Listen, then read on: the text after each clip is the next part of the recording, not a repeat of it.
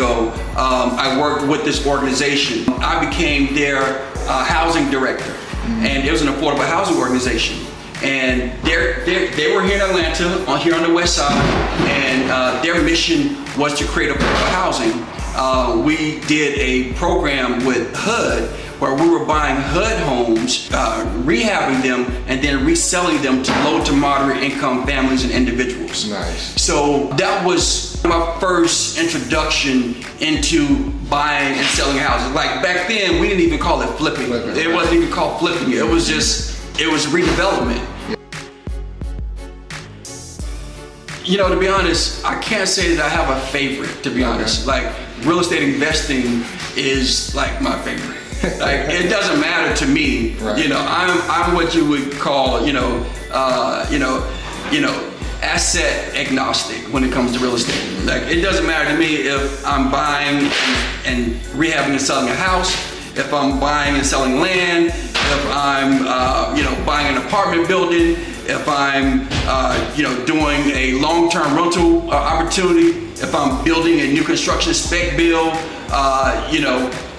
it doesn't matter to me. I just love as long as it has real estate in it, I'm good. And the numbers pencil out. And the numbers must pencil out. Got you. All right. I would say easily over 700. Wow. Yeah. Wow. So obviously very seasoned, successful at it. Like any successful entrepreneur, if you had it to do all over again, you'd probably do a few things differently, right? So what would you have done differently? What would you tell your then self, having all the knowledge and information that you have available currently? That's a good question. Man, just do more of it. Do more of it. Like raise money. Yeah. And scale up. That's what I would tell my younger self. Surrounding myself with other people that had scaled up a house flipping business, sure. Or surrounding myself with other people that were, building other real estate businesses using other strategies, whether it's multifamily, whether it's storage, whether it's in the hospitality industry, whether it's building and selling new homes, whether it's building subdivisions, building townhomes, and kind of the list goes on. So being around those folks just showed you what was possible, and that you probably thought to yourself, wow, man, I'm smart enough to figure this out even if I don't have the necessary experience. Totally. Is AI playing a big role in real estate and will continue to play even a bigger role in real estate? The answer is absolutely yes. Back in the day, if I wanted to find out about a piece of property, I would have to go down to the courthouse. Right. I would have to go through the records, right? So, to be honest, like artificial intelligence has really been in play for some years. Just with mapping software, being able to see a property anywhere in the world, wherever you are. Right. It increases the speed of what you're able to accomplish and to do, and probably scale up easier than it was back then as well. Absolutely, right. Now you have Zillow, right? Like a few years ago, I don't know, Zillow maybe 10 years old. Right. I don't know, maybe less. But Zillow uses a ton of artificial intelligence. Okay.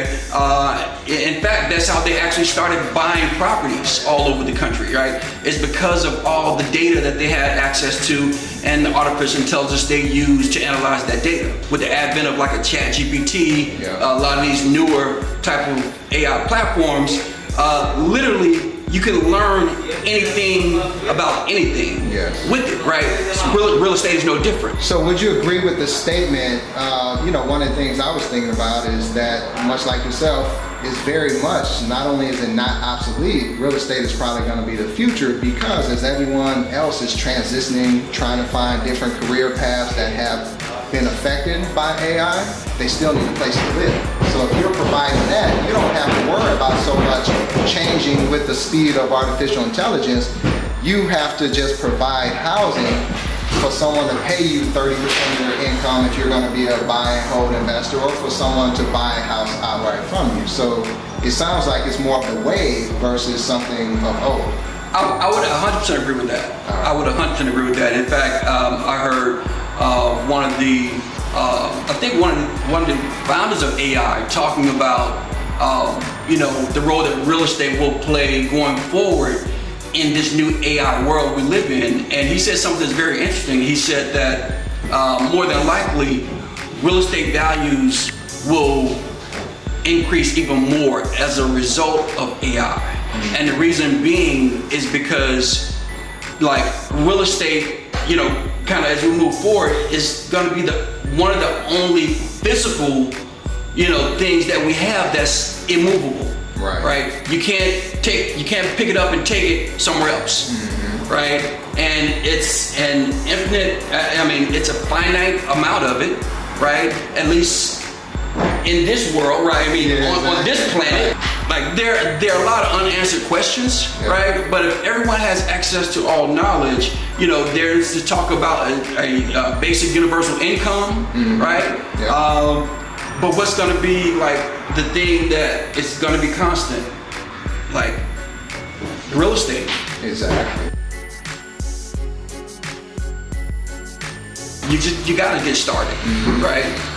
You just got to get started. That's what holds a lot of people back, is just the fear of getting started, right? And I understand that, because whenever you're doing something that you've never done before, there's always this psychological fear that sets in, right?